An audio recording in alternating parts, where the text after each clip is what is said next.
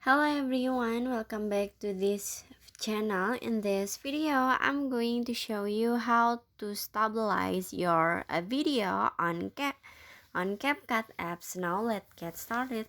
First, after you open your CapCut apps, you just click on the video, click on it, and after this, add the menu.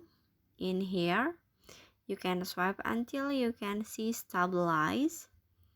This one, so you just click on it, and after this, in here you can choose your stabilize. You can choose the minimal cropping or recommended, or you can choose the most stabilized. But in here I just wanna try to recommend it, so I click at recommended like this. And after this, in here you can waiting until this process has been finished.